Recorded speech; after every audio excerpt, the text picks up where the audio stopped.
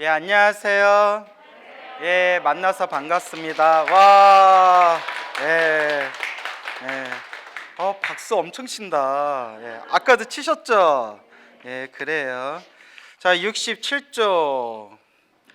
자, 3번. 아침에는 108배, 자기 전엔 염불이라고 돼 있죠? 예. 근데 꼭 108배가 아니더라도 자기한테 맞는 기도를 하면 된다고 했죠? 예, 관세음보살을 부르든 지장보살을 부르든 신묘장구 대다라니를 하든 금강경을 독송하든 법화경 기도를 하든 자기 자신만의 기도를 꾸준히 하는 게 중요해요. 자, 그럼 한번 읽어보겠습니다. 이제 108번뇌와 108배의 참 의미를 분명히 알 수 있을 것이다. 108번뇌 이제 이해가 돼요, 안 돼요? 잘 안 되는 것 같은데. 돼요? 시험 봐도 돼요? 안 볼 거 뻔히 알면서. 예, 그래요. 그리고 108염주를 지니는 까닭도 알 수 있을 것이다. 여러분, 염주라는 게 불교 이전에도 있었을까요? 없었을까요? 예, 맞아, 있었어요. 불교 이전에 이미 오래전에 인도 종교에서 보편적으로 사용하던 종교적인 어떤 기구예요. 그걸 불교에서도 이 108염주, 염주라는 걸 받아들이게 된 거예요. 염주라는 걸. 그래서 불교 이전에도 염주라는 건 있었습니다. 그리고 저도 예전에 좀 헷갈렸는데 손에 단주, 짧은 염주를 단주라고 하죠. 팔목에 끼는 단주를 알고 계셔가지고 불자신가 보다 했는데 카톨릭 신자더라고요. 카톨릭 신자들 그 묵주 손목에 차고 다니는 거 아시죠? 예, 뭘 그렇게 따라해? 그래서 제가 헷갈렸던 적이 있었는데 그분들도 우리 108염주 같은 거 긴 거 손에다 이렇게 돌리면서 묵상기도 하시더라고요. 예, 그리고 원래 스님들하고 신부님들하고는 친해요. 그 얘기 아시셨는가요? 예, 친해요. 그래서 우리가 흔히 하는 얘기가 목사님하고 신부님은 예수님을 믿잖아요. 그리고 우리 스님들은 부처님을 믿잖아요. 그러면 우리가 딱 생각할 때는 목사님하고 신부님하고 더 친해야 정상이잖아요. 그런데 목사님하고 스님하고 별로 안 친해요. 목사님하고 신부님하고 별로 안 친해요. 신부님하고 스님하고는 좀 친해요. 예, 공부하는 것도 비슷하고. 예, 근데 왜 그런가 우리가 고민을 해봤어요. 왜 목사님 대신 신부님하고 스님하고 친할까? 정답을 알았어요. 목사님은 결혼을 해요. 신부님은 결혼을 안 해요. 스님도 결혼을 안 해요. 그래서 과부 마음은 누가 안다? 과부가 안다고. 호레비 마음은 호레비가 안다 라는 별 말 같지도 않은 예, 그냥 웃자고 한 말이에요. 예, 제 말에 너무 신경 쓰지 마세요. 자, 그래서 이제 카톨릭하고 불교하고 이렇게 좀 비슷비슷한 데가 있어요. 우리 불자들 중에는 108염주를 메고 다니는 사람이 많다라고 돼 있죠. 이 108염주는 액세서리가 아니다. 108번의 염불과 108배를 통하여 108번뇌로서 지은 죄업들을 참회하기 위해 가지고 다니는 것이다. 그래서 108번뇌를 소멸하는 마음으로 108염주를 돌리는 거죠. 그렇죠? 부처님 앞에 한 번 절하고 한 개 돌리기를 108번 하면서 108번뇌를 끊어 나가라고 108염주를 가지고 다니는 것이다. 108번뇌가 완전히 소멸되면 누구나 부처가 될 수 있다. 이 번뇌망상만 소멸하면 우리는 누구나 깨달은 존재가 될 수 있어요. 근데 여러분, 이 번뇌망상 사라지기가 쉬워요, 어려워요? 어렵죠. 여러분, 제일 황당한 게 뭔지 아세요? 저는 아무래도 종교계에 있다 보니까 이런저런 사람들 많이 만나거나 이런저런 사람들 이야기를 많이 듣잖아요. 자기가 깨달았다는 사람들이 있어요. 혹시 주변에 보셨나요? 벌써 봤어요? 예, 그런데 번뇌망상이 하나도 사라지질 않았는데 자기가 깨달았대요. 탐욕과 성냄과 어리석음이 그대로 있는데 자기가 깨달았대요. 이러면 돼요, 안 돼요? 안 되는데 그걸 또 믿고 따르는 사람들이 많아요. 그러니까 여러분, 사이비가 나쁜 거예요. 사기치는 놈이 나쁘지만, 사이비가 나쁘고 사기치는 놈들이 나쁘지만 너무 그걸 믿는 어리석은 사람들이 많아요. 딱 눈치껏 보면 아닌 거 못 느끼나? 이 자식 사꾸라다. 예? 이거 안 느껴지나요? 그러니까 내가 하나님이야, 옷 벗어, 오늘 너에게 은혜를 줄게 하면 이상한 거 느껴요, 안 느껴요? 하나님이 왜 여자의 육신을 왜 탐하지? 좀 이상하잖아요, 그죠? 내가 깨달았어. 내가 깨달았는데 너네 집안 안 좋게 죽은 조상 영가들 다 천도할 수 있어. 근데 정성이 필요해. 정성은 마음이 아니라 돈이다. 야, 돈을 많이 가져와라. 그러면 내가 영가천도 싹 해주겠다. 이상해요, 안 이상해요? 이상하잖아요. 근데 그런 사람들이 신도가 많아요. 희한해요, 안 희한해요? 희한하죠. 세상은 희한해요. 그러니까 여러분들은 그런 거에 속는다, 안 속는다? 아마 어쩌면 벌써 다 속아가지고 이 자리까지 오신 분도 웃는 거 보니까 찔리는 분들 계시네. 여기저기 좀 몇 번 속았다가 이 자리까지 오신 분들도 있을 수 있다, 없다? 있다. 정말 있는 거 아니에요? 자, 그래서 여러분, 부처님 말씀만 믿어. 알겠죠?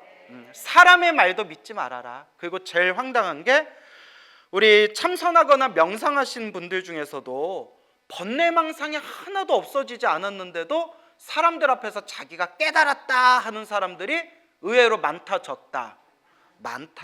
그래서 제가 불자님들한테 이런 말씀 드려요. 이건 실제로 제가 보고 들은 것들이에요. 내가 깨달았다 하는 사람 치고 제대로 된 사람 봤다, 못 봤다? 못 봤어요. 제가 보기에는 정말 깨달은 사람은 내가 깨달았다라는 말 안 할 것 같아요.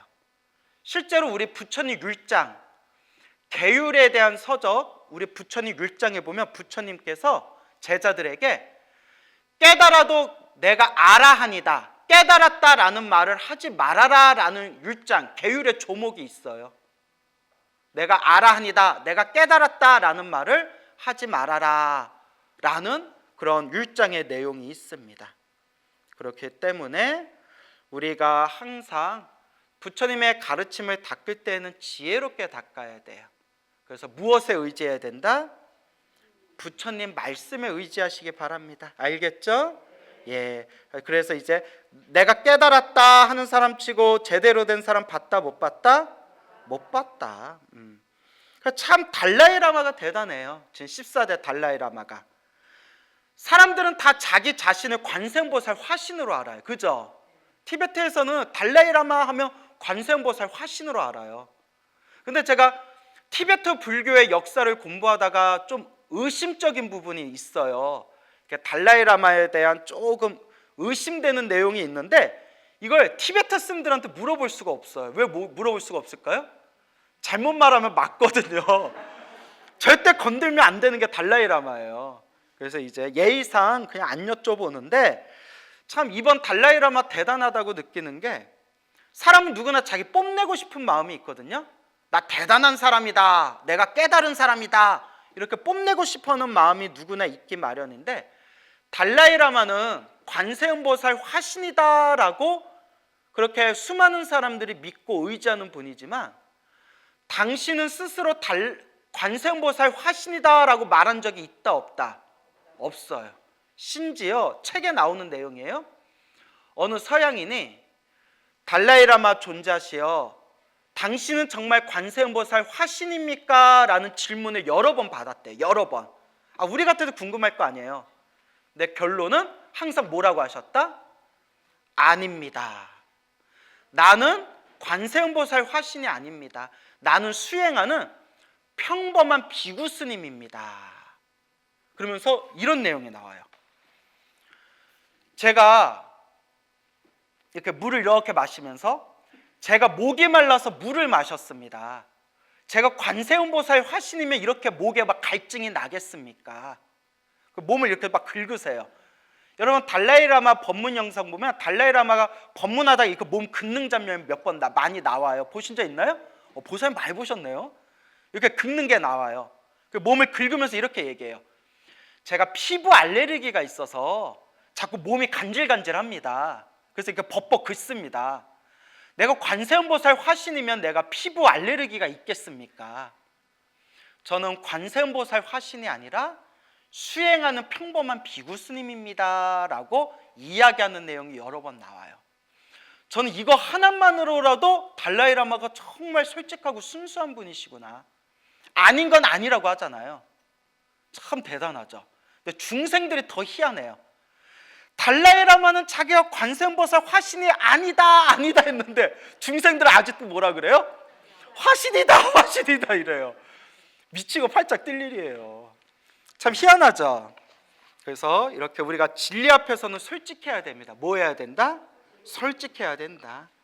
그래서 자기가 깨달았다, 내가 잘났다, 내 말이 무조건 맞다 하는 사람 치고 제대로 된 사람이 있다 없다? 없다. 그래서 우리는 항상 컨셉을 어떻게 가져야 된다? 겸손하게. 알겠죠?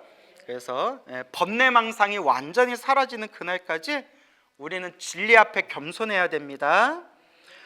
아침에 일어나서는 108배, 저녁에 자기 전에는 가족 한 사람 한 사람을 향한 108연불. 근데 제가 108연불도 솔직히 부족하다 그랬죠? 1000번, 3000번, 5000번, 10,000번 이상씩은 해야 돼요. 그래서 기본적으로 1000번 이상, 3000번 이상은 해야 된다.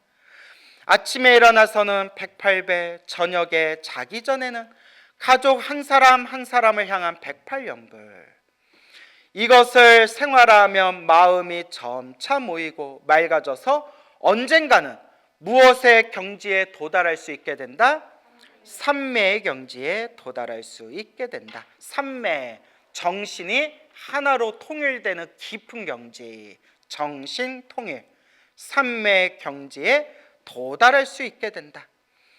그리고 불보살의 은근한 가피, 곧 명운가피를 얻어 재난은 스스로 피해가고 가정은 투로 편안해지며 기쁨과 행복이 충만해지게 되는 것이다.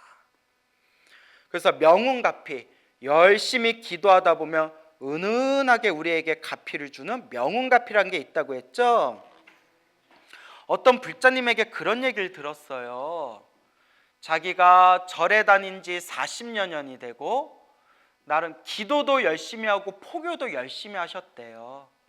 근데 남편은 현장에서 큰 사고를 당해가지고 일을 다시는 못할 정도로 몸이 망가지셨고, 당신도 건강이 되게 안 좋고, 딸도 휴직을 했는데 1년이 넘는 동안 지금 취직을 못하고 있대요.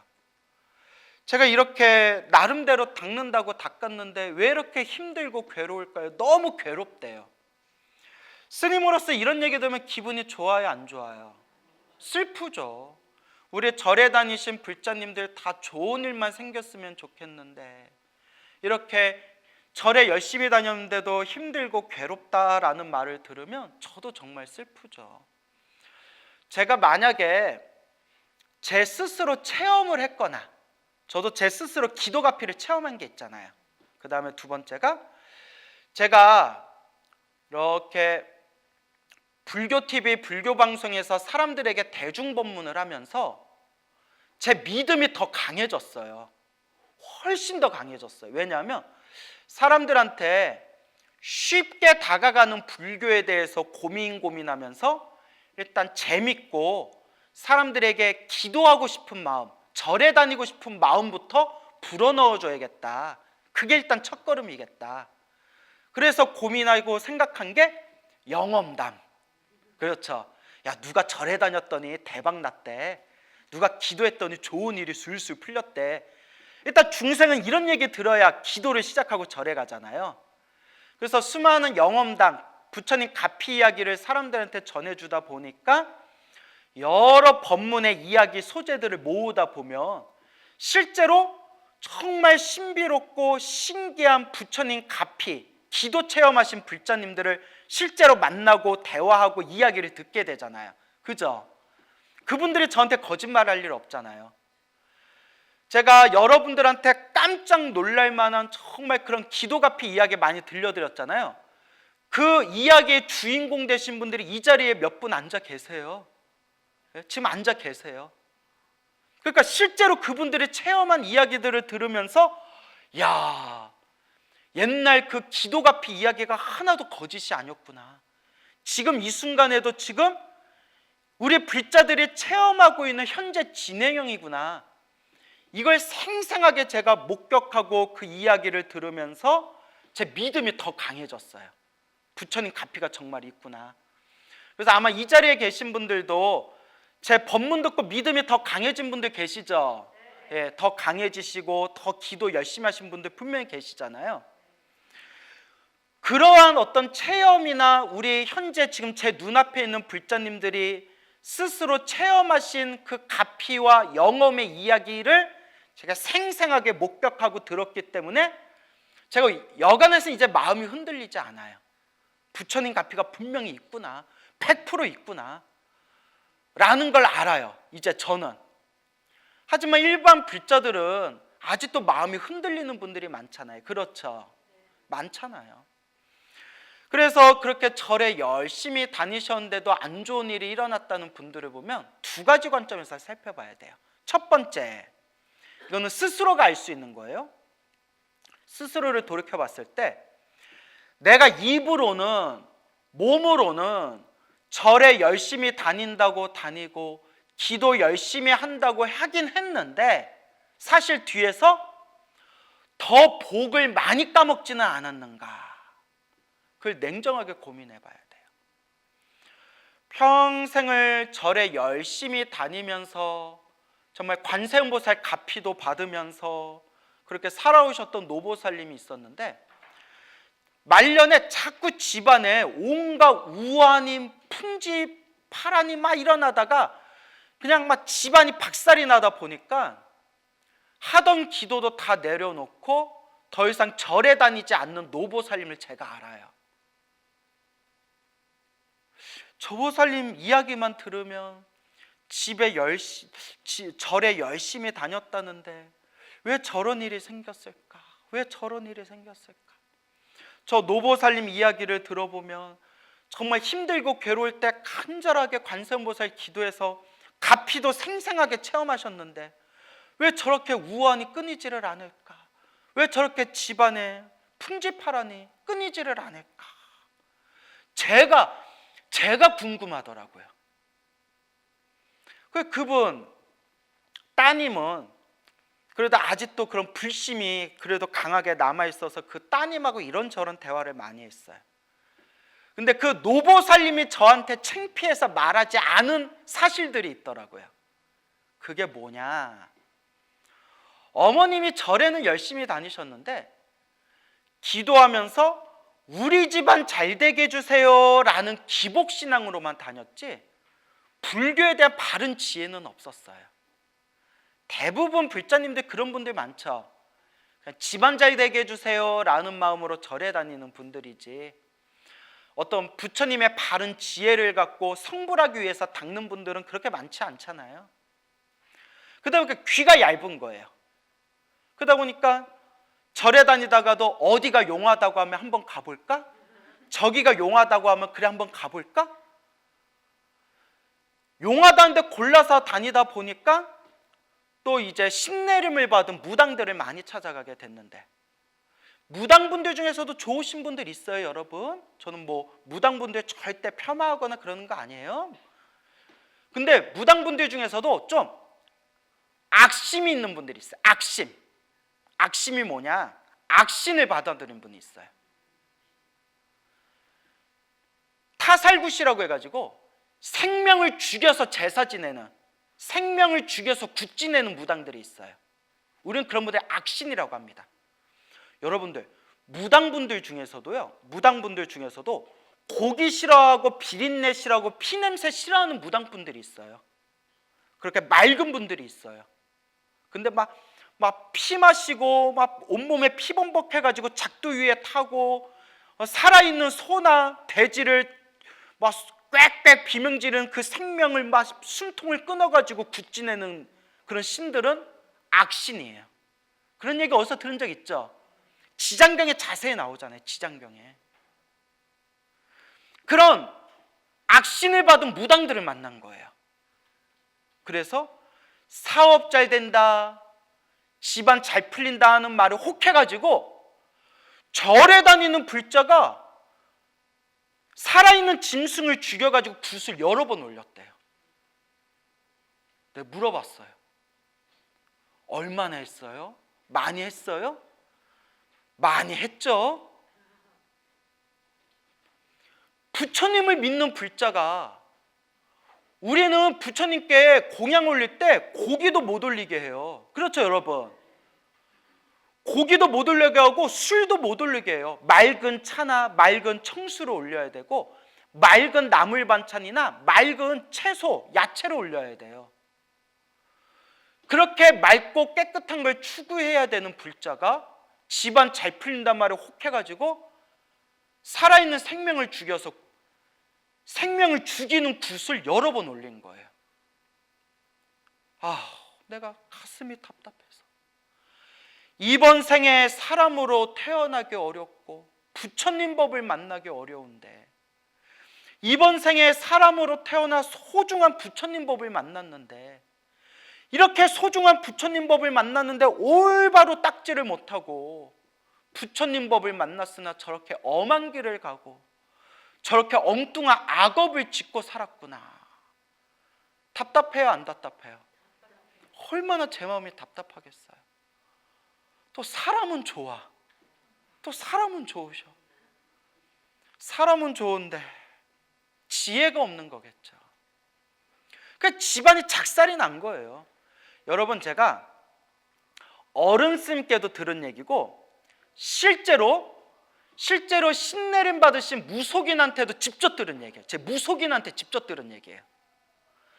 살아있는 생명을 죽이는 타살굿을 하면 그 집안 반드시 나중에라도 반드시 집안이 발칵 뒤집힌대요. 무속인한테 직접 들은 얘기예요. 어른스님들께도 여러 번 들었고. 근데 제가 이런 얘기를 다른 곳에서 이런 얘기를 몇 번 법문을 했더니 댓글에 여러 개의 댓글이 달렸는데, 맞아요, 우리 집도 어른들이 타살구 몇 번 했는데 집안이 작살이 났어요, 이런 댓글들이 꽤 있어요. 다 경험해 보신 분 거예요. 여기도 혹시 찔리는 분 안 계시나요? 살아있는 생명을 죽이면 절대 그게 선업이 되겠어요, 악업이 되겠어요? 악업이 되죠. 자, 그래서 나는 절에 열심히 다녔다고 생각했지만 사실 볶아먹는 짓을 하지는 않았는가. 이게 첫 번째고요. 자, 두 번째는 뭐냐? 이 두 번째가 참 중요한데, 너무나 과거 전생에 지었던 업보가 크기 때문에 이번 생에 열심히 닦은 공덕으로 크게 받을 걸 작게 받고 있는 거래요. 나는 지금 힘들고 괴롭지만 사실 내가 받을 업은 내가 받을 수밖에 없잖아요. 받기는 받되 크게 받을 걸 어떻게 받고 있는 거다? 작게 받고 있는 거래요. 그래서 저도 기도하다가 안 좋은 일이 생기면 저 스스로도 그냥 나한테 왜 이런 일이 생기지? 뭐야? 왜 나한테 이런 일이 생길 수가 있지? 이렇게 생각하면 생각할수록 화가 더 나요. 그죠, 여러분? 근데 그 화나는 마음에 아미타불, 관세음보살, 지장보살, 제가 그래도 기도 열심히 하고 염불하고 사람들한테 널리 보시했기 때문에 크게 받을 걸 어떻게 받고 있습니다? 작게 받고 있습니다. 감사합니다. 제 업장이 소멸하고 있는 과정입니다 하면 화가 어떨까요? 화가 훨씬 덜 나요. 이상하게 그런 어떤 마음을 편안하게 가라앉혀주는 힘이 있어요. 자, 여러분 마음속으로 요 근래 가장 화나고 짜증냈던 거 한번 떠올려 보세요. 눈빛이 갑자기 싸늘해지는데? 떠올려 보셨어요? 가장 짜증내고 화내는 걸 떠올린 뒤에 한번 따라해 보세요. 과거 전생에 제가 지었던 업보가 참으로 큰데 이번 생 수행한 공덕으로 크게 받을 걸 작게 받았습니다.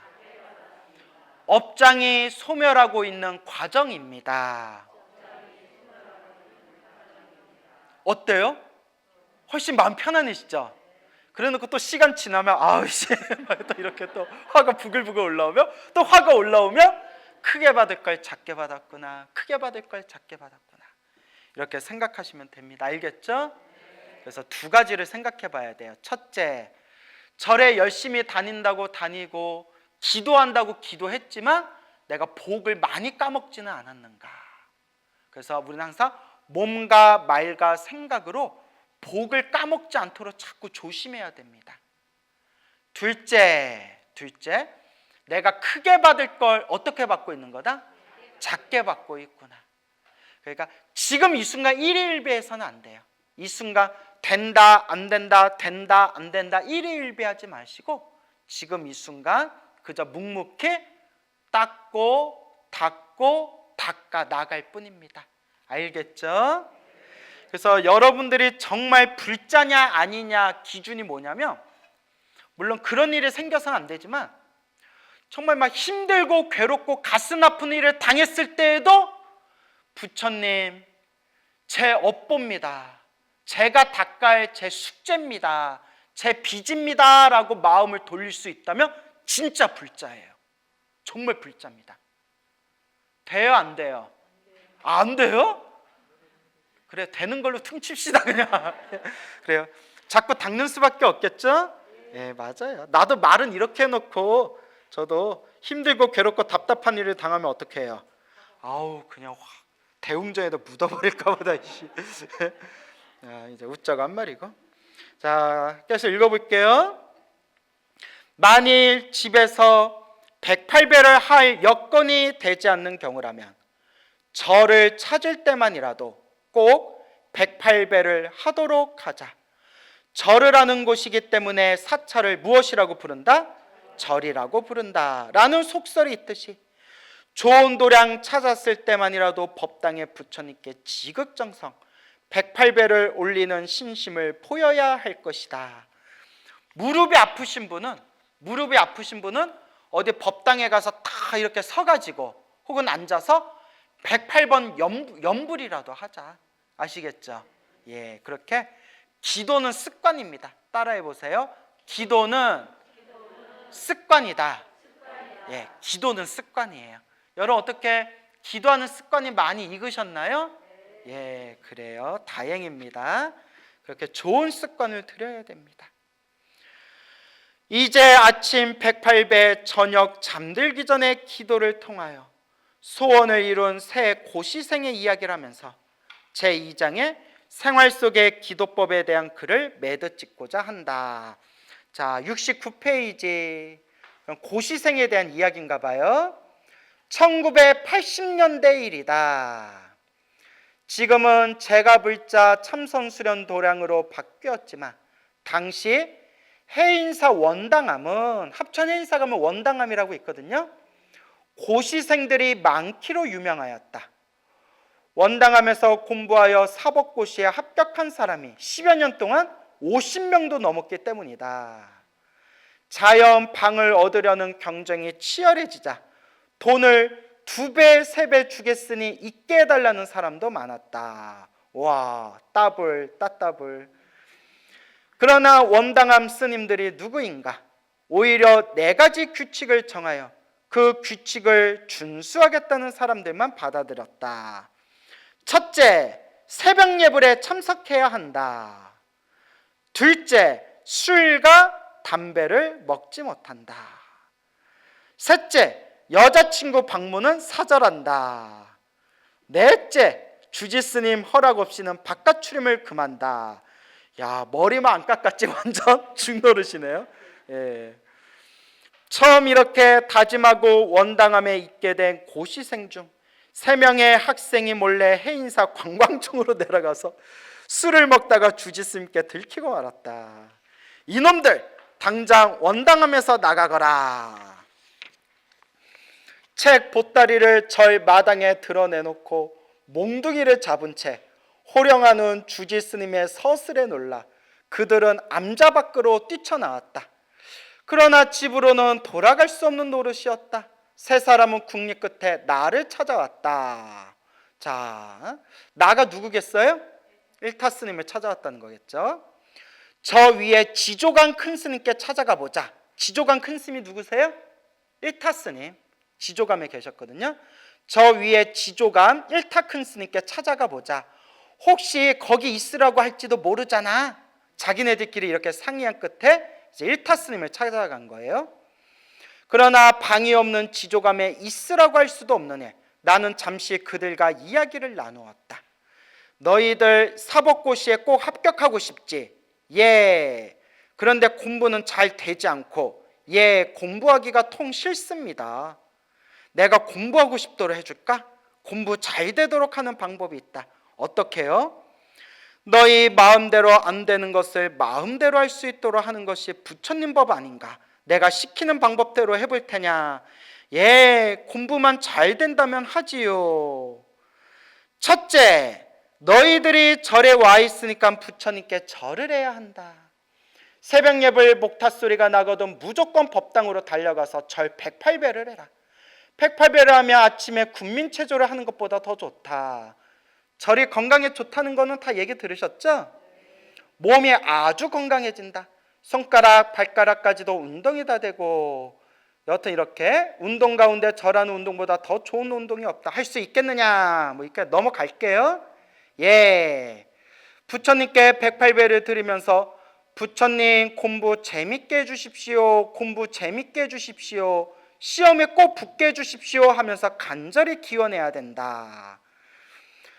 두 번째, 잠들기 직전에 관세음보살을 부르고 자는 것이다. 먼저 코로 신호흡을 3번 또는 7번 하고 관세음보살을 아주 빨리 몇 번을 불러라? 108번을 불러라. 처음에는 3, 40번밖에 못 부를 것이지만 일단 한숨 동안 부르고 나서, 그러니까 숨을 한번 크게 들이쉬고 내쉬면서 관세음보살, 관세음보살, 관세음보살, 관세음보살, 관세음보살 쭉 숨을 한번 들이쉬고 내쉬면서 관세음보살 부르고 난 뒤에 숨이 끊어질 때 관세음보살님 꼭 시험에 되게 해주십시오. 공부 잘 됩니다. 공부가 재밌습니다. 이렇게 3번 기원을 해라. 그렇게 한숨의 연부를 3번 또는 7번 정도 하여야 한다. 그러면 사업하는 사람은 또 어떻게 하면 돼요? 숨을 크게 들이쉬고 내쉬면서 관세음보살, 관세음보살, 관세음보살 부른 뒤에 돈이 술술 들어오게 해주십시오. 돈이 술술 들어오게 해주십시오. 들어온다, 술술 들어온다. 이렇게 이제 또 할 수 있겠고, 그렇죠? 예. 그리고 이제 또 잘 건강이 안 좋으신 분들은 숨을 크게 들이쉬고 내쉬면서 만약에 뭐 관세음보살이나 약사열애벌, 약사열애벌, 약사열애벌, 약사열애벌, 약사열애벌 쭉 부른 뒤에 몸이 건강하여지다, 제 몸이 건강하여지다 이렇게 기도할 수도 있고, 그러니까 얼마든지 자기가 응용할 수 있겠죠. 예. 저는 뭐라고 기원하면서 연부를 할까요, 여러분? 예? 성불하게 해주십시오. 그것도 하는데 항상 하는 게 있어요. 제가 항상 발언하는 게 우리 중생들 행복하게 해주세요. 우리 중생들 행복하게 해주세요. 그럼 오 이럴 줄 알았는데 다들 뭐 그러거나 말거나 이런 분위기예요? 그래요. 자, 이렇게 이제 발언할 수가 있겠죠? 스님, 왜 관세음보살을 그렇게 빨리 불러야 합니까? 관세음보살을 천천히 부르면 생각이 서울 갔다가 대전 갔다가 부산 갔다가 서울, 대전, 대구, 부산 찍고 더 이거 뭐 어디서 많이 해본 것 같아요? 예?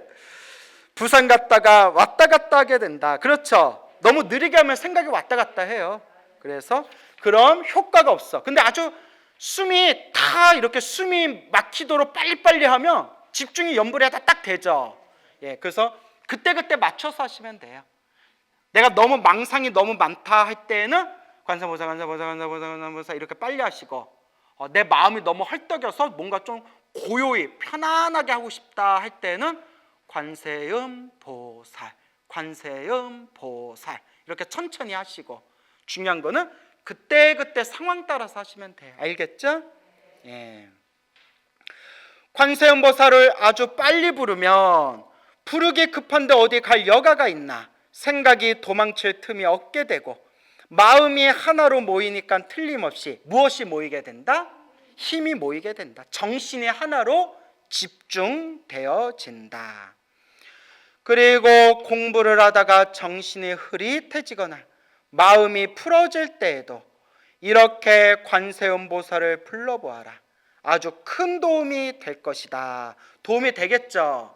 혹시 집에서 이렇게 하고 계신 분 계시나요? 어때요? 효과 있어요? 좋아요? 예, 그래 한번 이렇게 해보세요.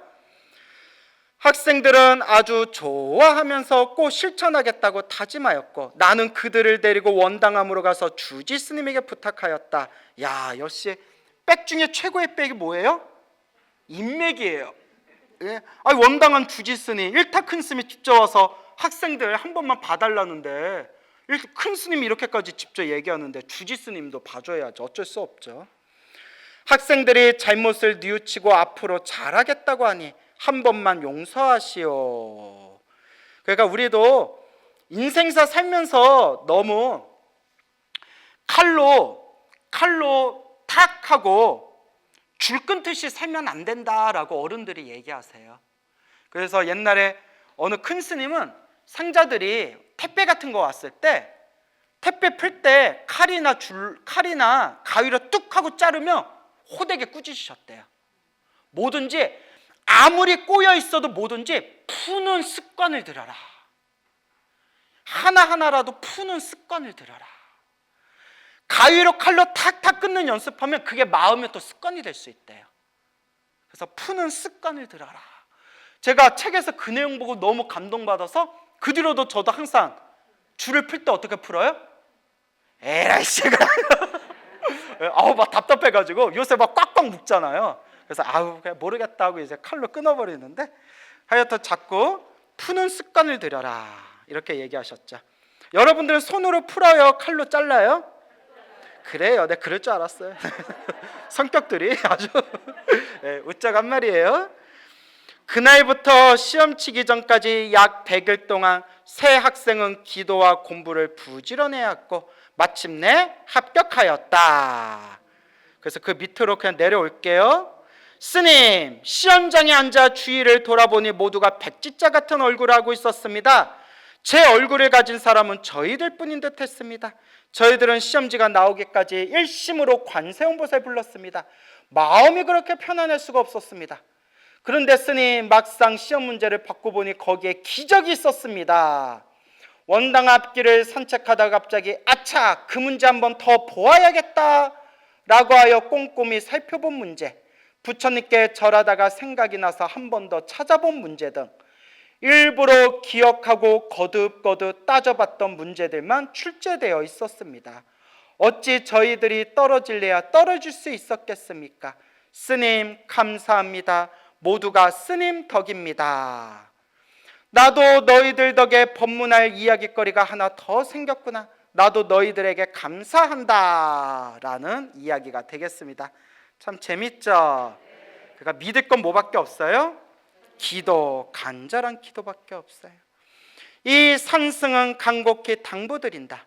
지금 현재 앞에서 이야기한 일상의 기도를 하지 않고 있는 불자라면 이 기회에 꼭 실천해 보라는 것을. 기한은 스스로의 형편에 맞게 정하라. 100일을 하나의 기한으로 삼아도 좋고 49일을 기한으로 삼아도 좋다. 그것도 어렵다면 37일, 21일도 어렵다면 일주일, 아니 단 3일이라도 좋다. 꼭 한번 해보자.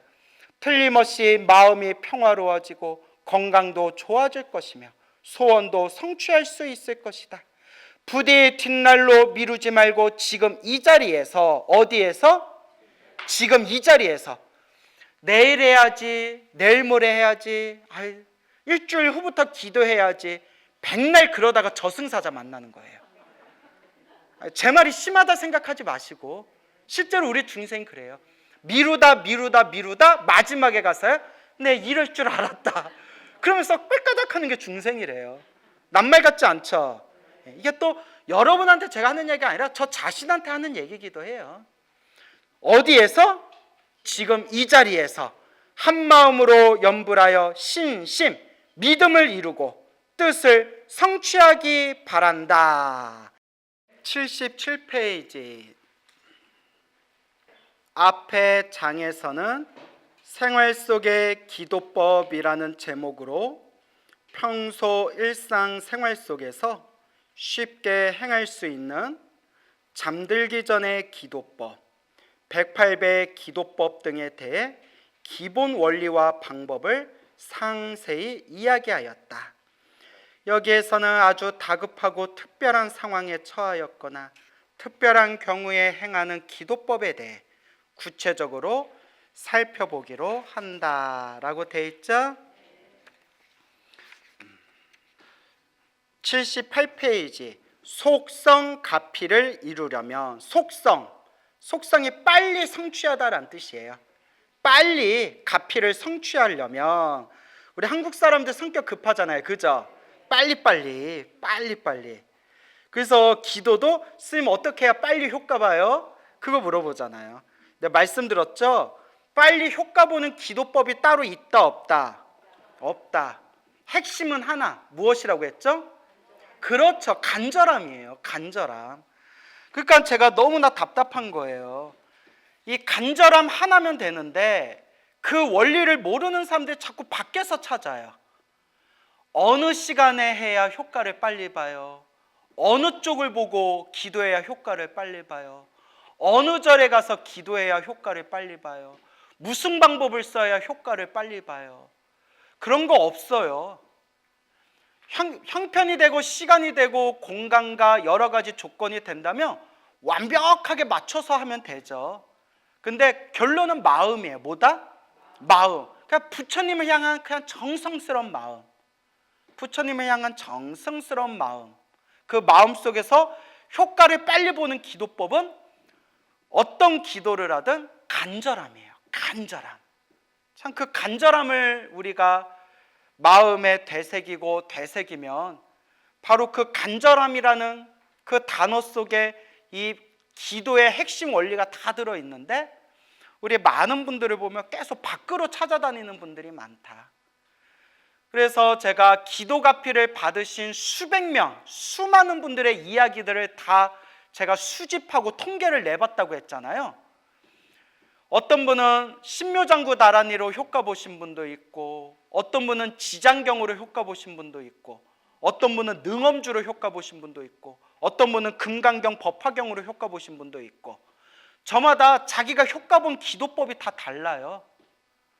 어떤 분은 절에 가서 기도하신 분도 있고, 어떤 분은 절에 갈 수 없어서 병원에서 누워서 기도하거나 집에서 기도하신 분도 있고, 어떤 분은 하다못해 너무 기도할 시간이 없어서 시장에서 장사하면서 기도하신 분도 있어요. 어떤 분은 너무 바빠서 새벽에 일찍 일어나서 기도하고 그렇게 직장 생활을 하신 분도 있고, 어떤 분은 새벽에 일어나기가 너무 힘들어서 하루를 마치고 집에 일찍 들어와서 밤에 기도하신 분도 있고, 어떤 분은 아예 그럴 시간도 없어서 일상에서 직장 생활하면서 그냥 시간 나는 틈틈이 짜투리 시간에 기도하신 분들도 계세요. 그런데 중요한 것은 그 간절한 기도를 통해서 언제 어디에서 어떤 방법으로 기도했건 간절하게 기도한 분들이 그 부처님의 가피와 하나가 되는 체험을 하더라. 여기에 무슨 말이 더 필요하겠어요? 만약에 여러분 기도하는데 특별한 방법이나 효과를 빨리 받는 방법이 따로 있다면, 내가 지금 전쟁터에 끌려가서 붙잡혀가지고 내가 이제 나쁜 놈들한테 총 맞아서 죽는 순간에 저 잠깐만요, 해 뜰 때까지 기다려줄 수 있나요? 아니 왜? 아니 해 뜰 때 해를 바라보면서 그때 목욕제계하고 절을 몇 번 한 뒤에 무슨 기도를 하면 제가 총 맞을 때 살아날 수도 있을 것 같아서요. 말이 돼요? 안 돼요? 안 되죠. 그 총알이 땅 하고 내 몸에 닿으려는 그 찰나에도 뭐 하는 거? 간절하게 기도할 때 정말 기적 같은 가피가 일어나는 거예요. 언제 몇 시에 어느 쪽을 보고 어디에서 무슨 기도를 한다, 정말 다급할 때는 그런 것들이 통하지가 않아요. 지금 이 순간 간절하게, 이 간절함이라는 것에 기도의 원리가 다 들어있습니다. 아시겠죠? 그리고 여기에 하나를 더 붙이자면 정성스럽게, 그러니까 정말 부처님, 내 눈앞에 부처님이 있다 생각하고 부처님한테 기도하듯이, 그러면 반드시 감흥하게 된다. 알겠죠? 예, 간절하게 하시기 바랍니다. 우리 불자들은 기도를 한다. 불보살님께 마음속에 소원을 기원하면서 기도를 한다. 간절히 기도를 하고 마침내는 소원 성취라는 결과를 이룩하게 된다. 소원 성취. 우리의 소원은 뭐예요? 통일이에요? 어디 통일 되겠어요? 예? 저도 예전에는 우리의 소원은 통일이고 우리나라에서 좀 손해보더라도 막 북한 비위 엄청 맞춰줬잖아요. 그죠? 정말 욕먹어가면서 옛날 좀 진보 정권에서는 북한 비위를 엄청 많이 맞춰줬잖아요. 저도 어떻게든 전쟁이 나지 말아야 되고 통일만 되면 우리는 대박이다라는 마음으로 많이 응원했는데 더 속으면 호구야 이제. 그죠 여러분? 내가 보기엔 통일되긴 걸린 것 같아요. 예, 그 전쟁이나 안 났으면 좋겠어요. 그죠? 평화 통일되면 다행이고 정말 고마운 일이고 아름다운 일인데 뭐라도 안 났으면 좋겠다. 예, 전쟁이라도 안 났으면 좋겠다. 그런 생각이 듭니다. 사실 우리나라가 통일만 되면 정말 대박 국가 되는 거예요. 예, 근데 가는 길이 너무 머네요. 옛날에 모 큰 스님이 계셨어요. 이름 되면 알만한 분이신데 주역을 오래 깊이 공부하셨대. 벌써 눈치채신 분들 계실 텐데. 근데 그 평생 주역을 공부하셨던 큰 스님이 계셨는데 그렇게 잘 맞추셨대요. 그렇게 잘 맞추셔가지고 이런 얘기 해도 되나? 한국 전쟁 일어난 것도 맞추고 베트남이 미국한테 이긴다는 것도 맞췄고 돌아가시기 전에 우리나라의 여자 대통령이 나온다는 것도 맞추셨어요. 대단하죠? 대박. 그런데 이제 우리는 항상 좋은 얘기만 하잖아요. 좋은 얘기만 하잖아요. 제가 어른 스님들, 그 시대에 살았던 어른 스님들께 찾아가서 그 아무개라는 스님이 그렇게 예언을 잘 하셨다면서요, 잘 맞추셨다면서요 하니까 잘 맞췄지, 잘 맞추셨지. 근데 틀린 것도 많아. 이러면서 틀린 것도 많은데 틀린 거는 공개를 해야 안 해요. 그러니까 이게 눈 가리고 아웅거리는 거예요. 내가 누구라고 말하고 입이 간질간질한데 말하면 돼요, 안 돼요? 안 돼요. 너무 큰 스님이라서. 예? 밑에 제자분들이 많아서. 근데 어떡하냐? 벌써 눈치챘을 것 같은데. 예? 그래서 저는 예언 같은 거 100%안 믿어요. 맞출 수도 있지만 틀릴 수도 있어요. 그게 중요해요. 우리는 그런데 중생들 희한한 게 맞춘 거는 포장하고요, 틀린 거는 살며시 덮어버려요. 희한하게 그런 게 있어요. 그렇기 때문에 예언 같은 거 너무 믿을 필요 있다 없다? 없다고 했죠. 그래서 예전에 몇 번 얘기했던 것 같은데 제 도반스님 중에 환속한 사람이 있어요. 이 친구하고 이제 우연히 만나가지고 커피 한 잔 마시고 있는데 요 가까운 곳에 용한 점술가가 있대요. 보러 가재요. 야, 내 스님인데 어떻게 보러 가냐? 안 돼. 야, 내 스님인데 어떻게 보러 가냐? 야, 보러 가자. 야, 한번 보러 가자. 보러 그런 거예요. 친구가. 그 친구 따라 어디 가요? 강남 가잖아요. 그래서 내가 조건을 걸었어요. 뭐라고 하면 친구가 하도 가자 그러니까. 제가 궁금해서 간 거 아니에요? 예? 만약에 손님이 없으면 가겠다. 손님이 있는데 스님이 거기 간 거 너무 창피하잖아요. 손님이 없으면 내가 갈게. 걔가 단골인가 봐요. 전화를 해보더라고요. 뭐 이런 놈이다 옛날에 해서 그럼. 야, 아무도 없다. 광우 쓰면 어서 가자. 택시 타고 갔어요. 예? 택시 타고 가까운 거리라서 갔는데 그렇게 잘해주시는 거예요. 거기 이제 그 전 보시는 보살님이. 그래서 스님이 오셨네. 어머, 어쩜 이렇게 맑으세요? 막 이러면서 맑아요. 막 이러면서 영이 맑으신가 봐요. 막 이러면서 대화를 했는데 제가 소름이 끼치게 깜짝 놀랐어요. 지금도 생생한데 너무 제 성격이랑 과거를 잘 맞춘 거예요. 정말 잘 맞췄어요. 제가 이 얘기했더니 스님 거기 어디에 해서 간 신도분 몇 분 있어요. 그 중에 한 분 여기 앉아 계세요. 누군지 말할 수 없는데 아마 내 얘기하고 있네 아마 이러실 거예요. 지금 여기 앉아 계시는데, 예? 계시는데 그런데 그분이 제 미래에 대해서 이러쿵저러쿵 얘기를 해주셨거든요. 그래서 이제 내심 기대를 했어요. 왜 기대를 했을까요? 너무 과거를 잘 맞춰서. 그래서 미래를 내심 기대했는데 싹 다 틀렸어요. 싹 다 틀렸어요. 그래서 다시 한번 느꼈죠. 여러분들도 옛날 얘기 많이 들으셨죠? 귀신은 과거는 다 맞추는데, 과거는 잘 맞추는데 미래는 잘 맞춘다 못 맞춘다, 못 맞춘다, 이런 얘기 많이 들으셨잖아요. 예. 그래서 제가 그 우스개로 신도들한테 그때 내 친구랑 같이 그때 점 보고 왔던 이야기를 우스갯소리로 얘기하는데, 제가 하고 싶은 얘기는 미래는 예측할 수가 없어요. 미래는 한 치 앞도 알 수가 없어요. 정말 부처님과 같이 과거, 현재, 미래를 다 꿰뚫으신 분이 아니라면 이 우리 중생의 업의 흐름을 완벽하게 파악할 수가 없습니다. 예, 그렇기 때문에 이거 하나만 기억하면 돼요. 잘 되든 안 되든 다 복대로 산다.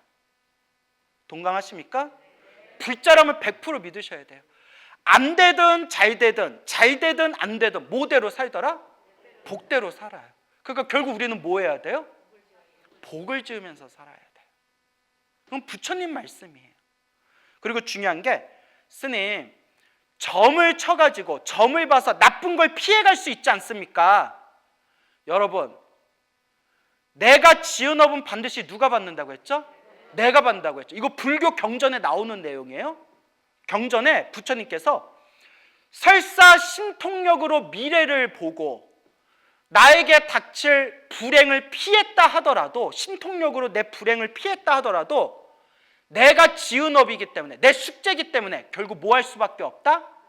언젠가는 어차피 받을 수밖에 없다라고 부처님이 말씀하셨어요. 이게 업의 무서움이에요. 여러분, 점을 치고 사주팔자를 봐서 우리의 중생의 불행을 완벽하게 피할 수 있다면 제가 그냥 차라리 사주팔자를 배우겠어요.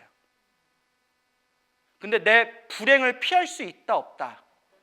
지금은 피할 수 있어도 언젠가는 다시 닥치게 돼요. 그래서 모든 것의 해답은 수행밖에 없습니다. 뭐밖에 없다? 수행밖에 없어요. 수행밖에 없어요. 그래서 우리가 부처님 법을 닦는 겁니다. 설사 신통력이 있어서 내 앞에 닥치는 불행을 지금은 피했다 하더라도 그 업은 그림자와 같이 나를 따라다니면서 결국은 갚을 수밖에 없다. 그게 업보라는 겁니다. 그 업보를 해결할 수 있는 방법은 뭐밖에 없다? 수행. 수행을 한다고 해서 그 업보가 또 싹 사라지는 것도 아니에요. 늘 말씀드리죠. 크게 받을 걸 어떻게 받는다? 작게 받는다. 그래서 수행을 많이 하신 큰 스님들도, 수행을 많이 하시고 깨달음을 얻었는데도 몸이 아픈 적도 있었고, 누명에 씌운 적도 있었고, 당신이 한 일이 아닌데도 비방을 받아서 깨달음을 얻으신 분인데 멀리 귀향을 가가지고 고생하신 분들도 있었고, 그렇게 수행을 많이 하시고 깨달음을 얻으셨던 큰 스님들도 그분들의 행적을 보면 고생하면서 살아가셨던 분들도 제법 많습니다. 근데 그분들은 절대 남을 원망하거나 남을 탓하지 않았어요. 이게 다 무엇이다?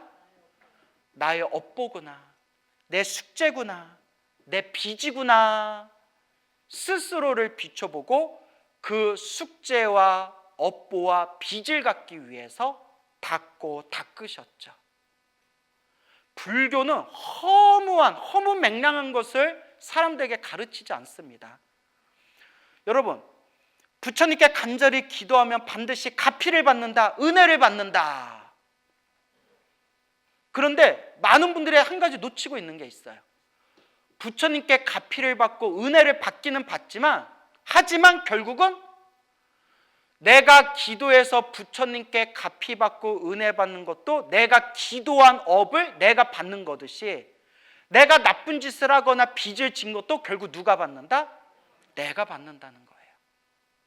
그래서 더 열심히 기도하고 염불하고 수행하라는 거예요. 크게 받을 걸 어떻게 받는다? 작게 받을 수가 있다. 작은 것은 확 소멸할 수가 있다. 그 믿음이 있습니까?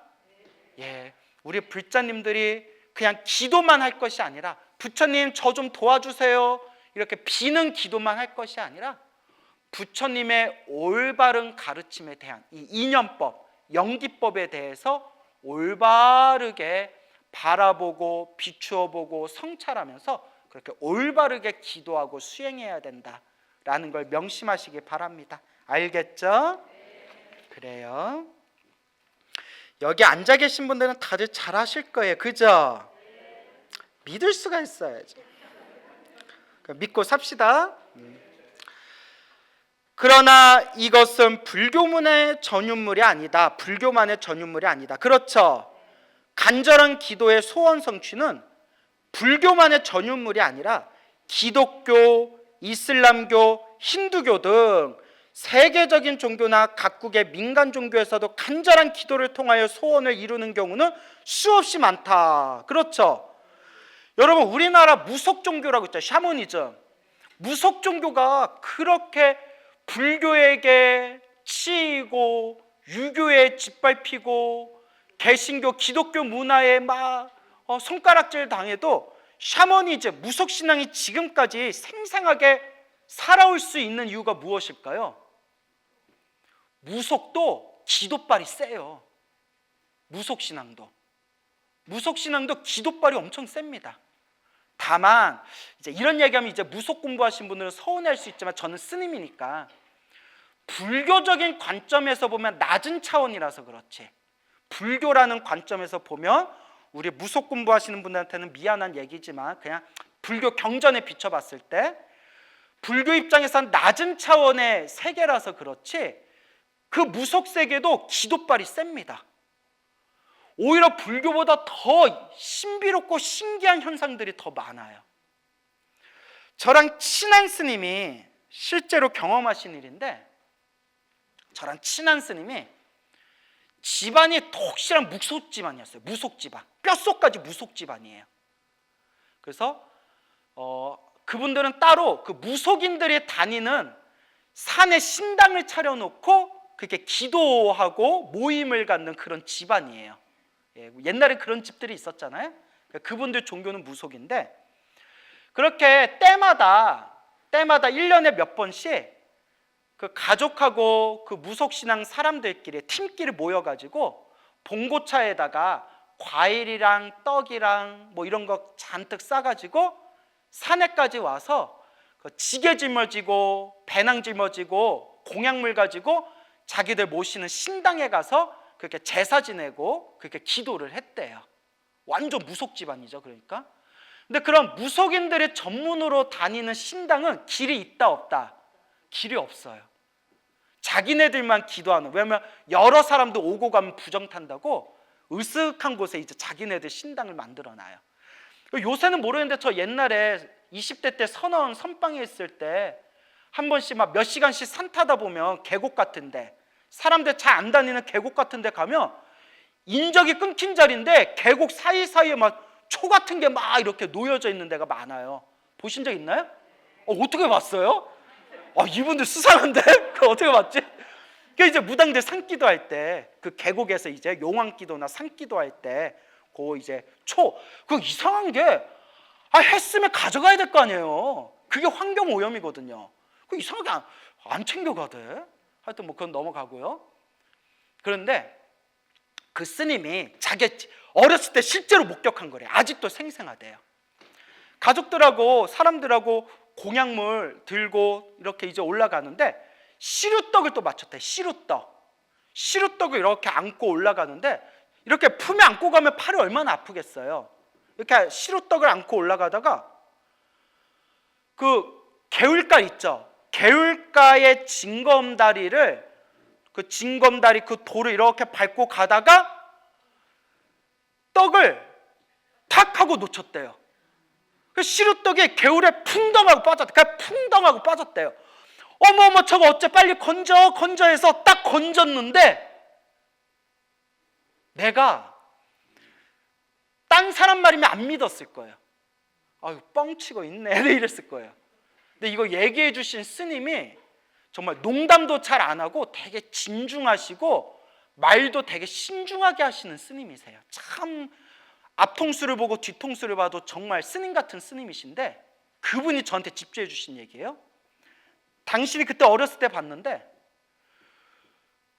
시루떡이 물에 떨어져서 건졌는데 떡이 물에 젖었다 안 젖었다 뽀송뽀송한 채 그대로 있더래요. 그러니까 그 자리에 있는 사람들이 그냥 뒤집어지는 거예요. 그러니까 그 사람들도 우리 불교나 다른 종교에서 무슨 말을 해도 흔들리나 안 흔들린다? 안 흔들려. 자기들의 그런 신통을 눈으로 목격했기 때문에. 그래서 아무리 부처님 좋은 말씀해도 쉽게 그렇게 마음이 움직이지가 않아요. 오히려 우리 신발이 너네 스님들 스님들 중발보다 낫다. 약간 그런 게 있어요. 실제로 있어요. 그분들도 막 그런 신통 같은 걸 경험했기 때문에. 하지만 이제 우리 입장에서 보면 우리 부처님이 늘 말씀하시잖아요. 신통이 진리겠느냐, 신통이 깨달음이겠느냐.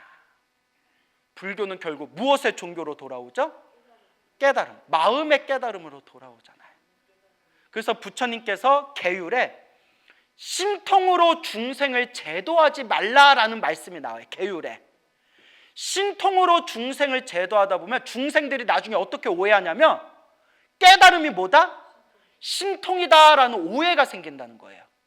그러니 중생을 제도할 때는 오로지 법, 진리로서 제도해야 된다라고 간곡하게 말씀하시는 내용이 나오면서 경전에서는 그러면서 당신은 신통으로 중생 제도하는 얘기가 많이 나오거든요.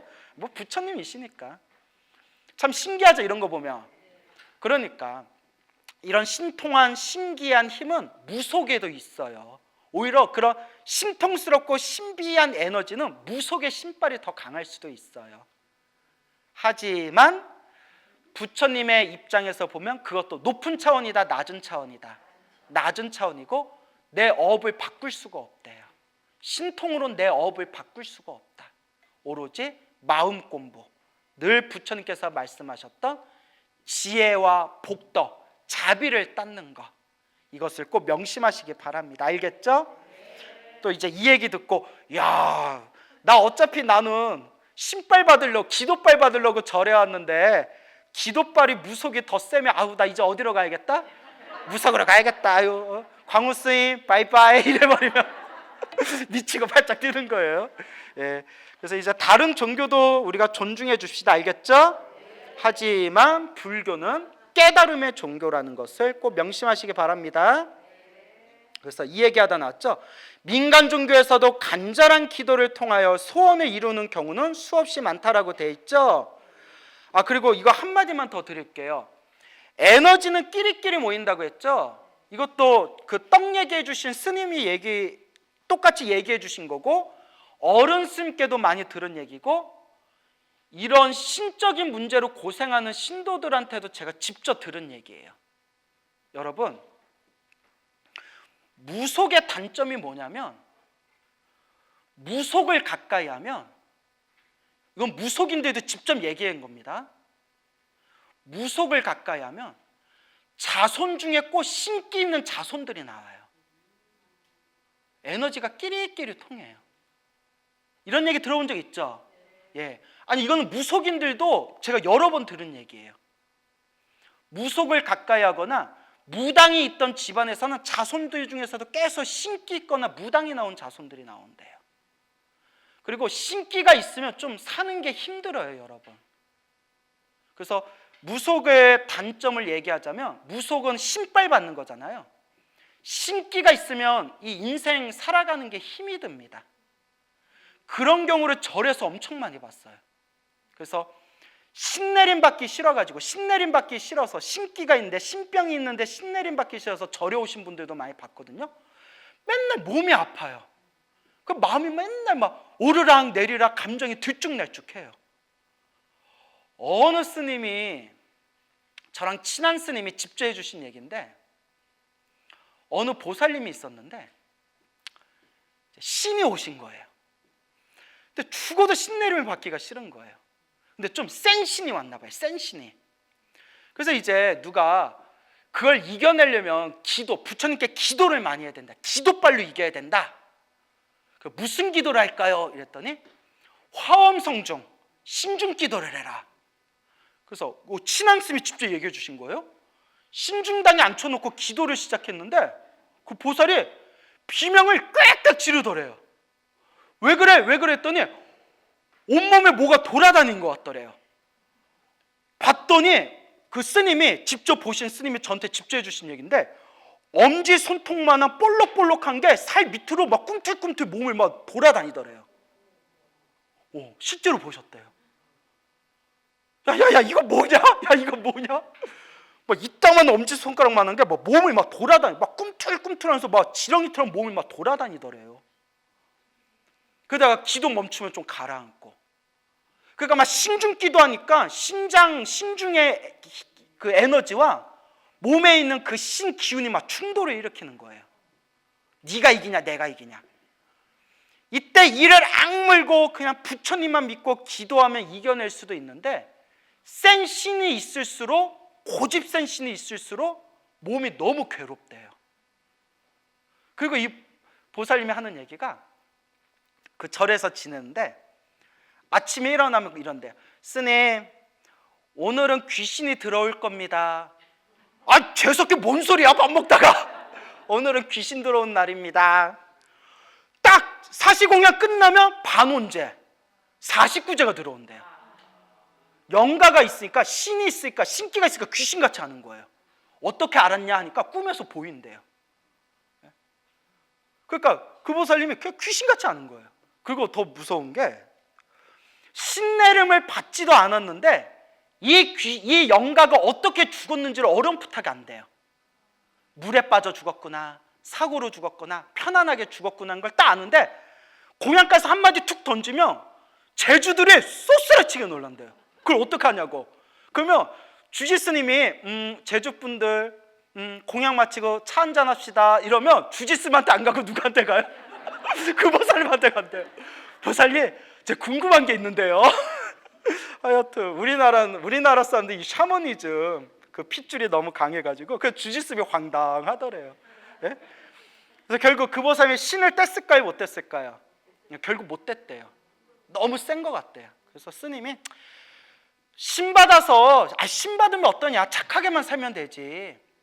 무당이 욕을 먹는 이유가 사람들을 너무 많이 속이고 그렇게 사람들한테 사기를 많이 쳐서 욕을 많이 먹었던 거지, 무당이 나쁜 게 아니다.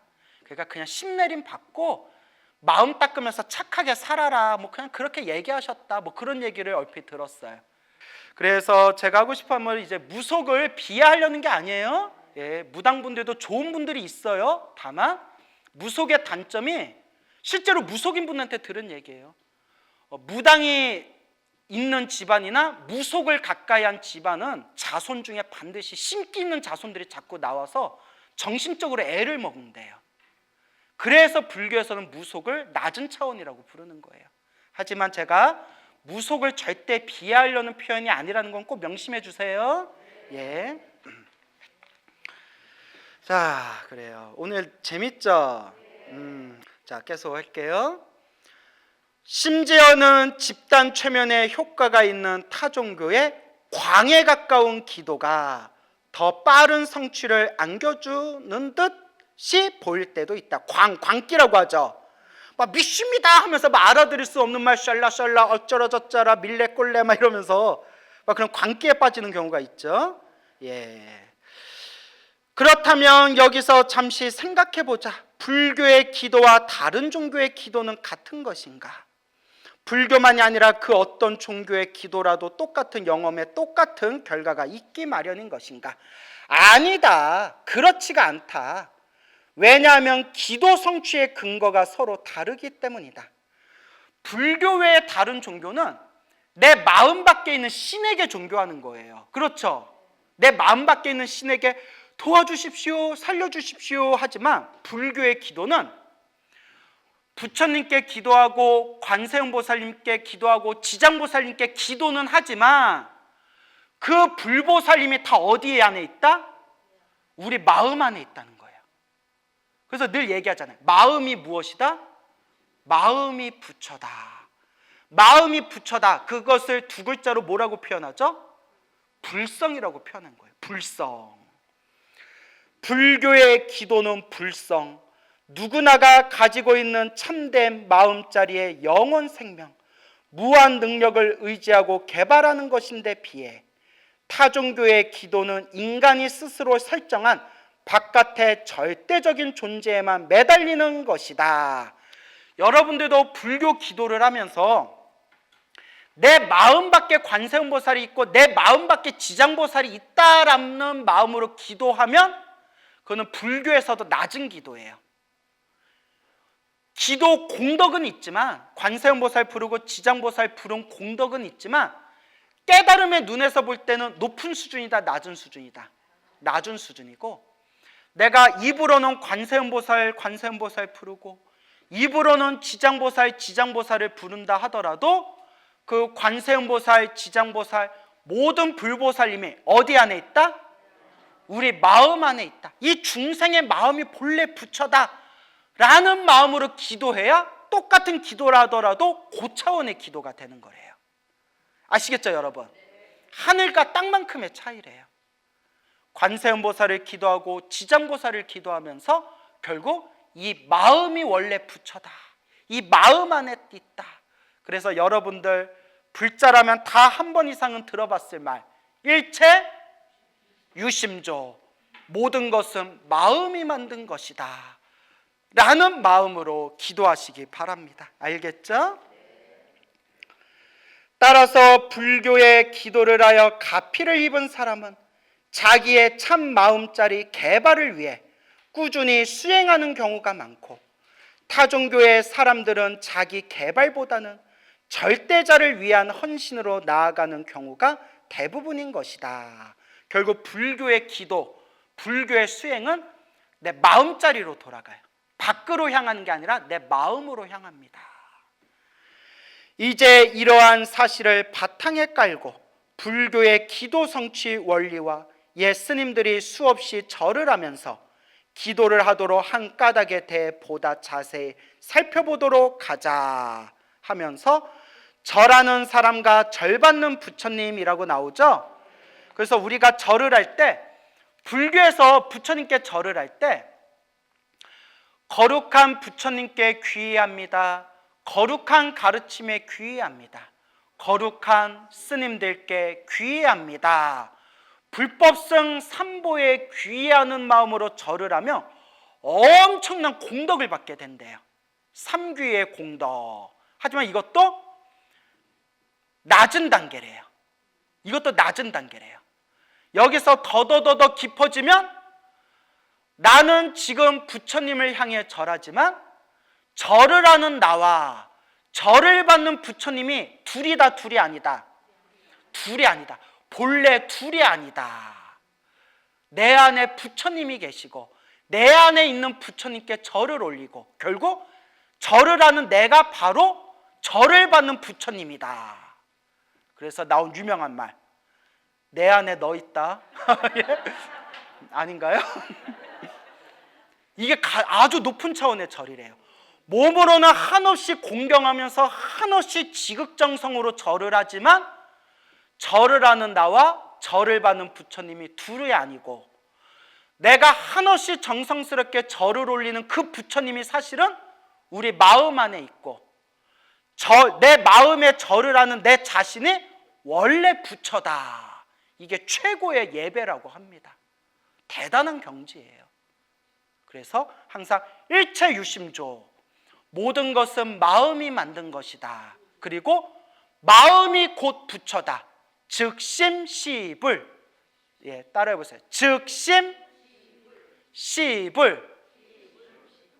즉심시불 따로 하니까 안 되겠다. 야.